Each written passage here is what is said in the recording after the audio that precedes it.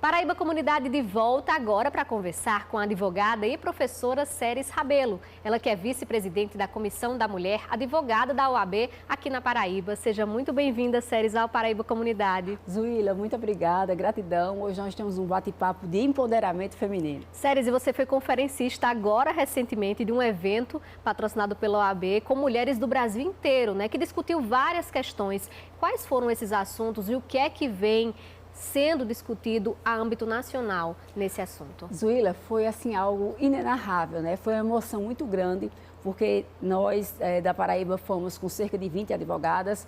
Nós temos aqui 3 frentes de defesa das mulheres, que é a CMA, a Comissão da Mulher Advogada, da qual eu tenho a presidente, a doutora Zilda, eu sou a vice.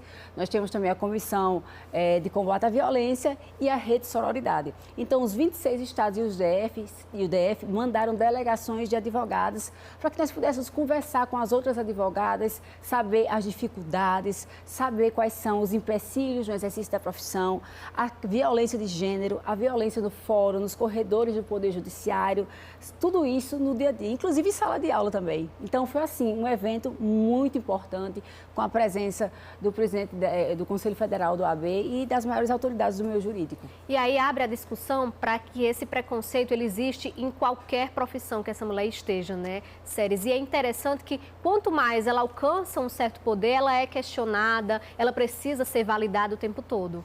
Zuíla, olha, é impressionante porque eu pensei que isso iria cessar. Eu vou lhe contar uma história que aconteceu recentemente, não faz 10 anos, não faz menos de 2 anos, em que eu fui chamada para gravar aula para um grande preparatório para concurso do Brasil todo, e aí perguntaram se eu podia neutralizar o sotaque. Aí eu disse, não posso, A lei é uma só, o Código de Processo Penal é um só para o Brasil todo, então não tem problema que seja com o meu sotaque. Então, infelizmente, olha, o tipo de xenofobia que eu aguento hoje, Lógico que eu não fiquei calada, mas é uma afronta. É um tipo de preconceito que esquece assim, a qualidade da aula simplesmente porque é mulher e nordestina, agora, recentemente. E aí questiona a sua competência, porque por ser mulher, eu acredito que se fosse um professor homem, talvez não tivesse esses mesmos questionamentos, Ceres? E qual a importância da mulher, sim, se colocar no seu lugar, saber ter esse autoconhecimento, essa autoconfiança para revidar situações como essas e mostrar, provar essa competência? Eu acho que você consegue também responder muito bem essa pergunta.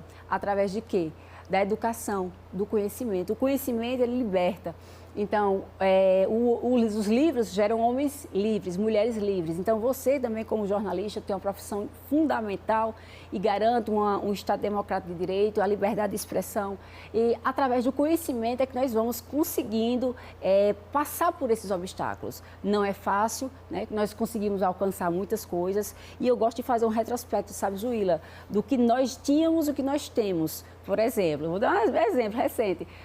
Só em 1974 é que a mulher pode ser titular de cartão de crédito. Hoje todo mundo faz um Pix, mas antigamente a mulher tinha que ir ao banco com autorização do marido, do pai ou do irmão para poder ser portadora de um cartão de crédito. Que coisa, isso foi ontem.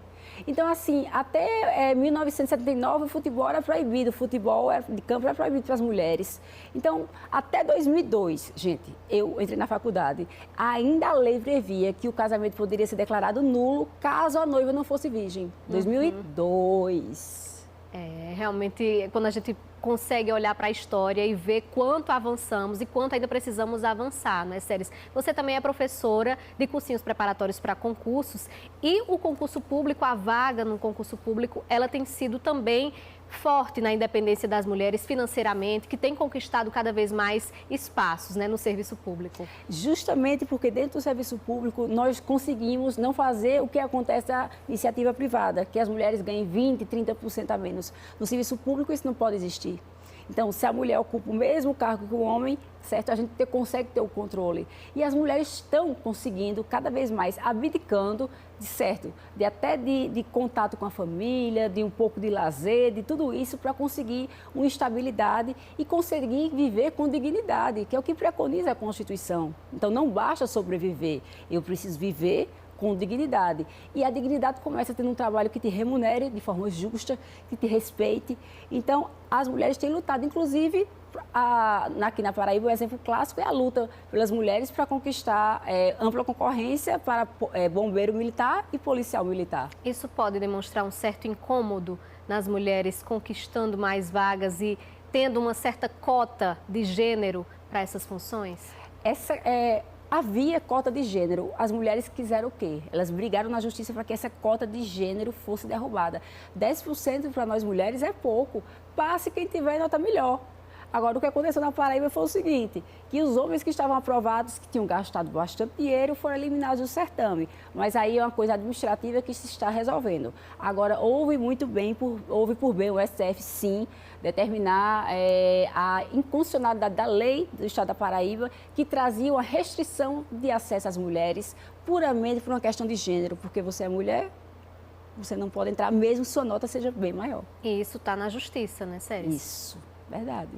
E fala para mim, então, um recado geral para as mulheres que queiram empreender, que queiram seguir uma carreira no serviço público ou que realmente sejam independentes na sua profissão. De que forma elas podem se empoderar disso, se juntar a outras mulheres para... Eu acredito que a mulher tem muito disso, né? Uma empodera a outra, uma segura na mão da outra. Isso. E funciona mais ou menos assim para a gente. A gente tem que procurar, justamente como você falou, mulheres que tenham esse pensamento de vanguarda, de liberdade, né? De austeridade. A gente não quer ser melhor do que os homens de forma nenhuma, a gente quer ter um mínimo de dignidade e de direito, que a eles é garantido. E eu dou um exemplo, eu trabalho com coisas concretas. Enquanto a Declaração dos Direitos Humanos de 48 diz que homens e mulheres tinham os mesmos direitos, apenas em 88, eu já era nascida, viu, gente? A Constituição que trouxe essa garantia. Então, o Brasil levou 40 anos, 4 décadas para poder trazer uma isonomia formal, igualdade formal. Então, estude, se capacite, se aperfeiçoe, leia muito, né? E sempre ande com pessoas que possam lhe acrescentar e não subtrair seu conhecimento. E há canais na OAB também para dar suporte a essas mulheres advogadas e de outras profissões.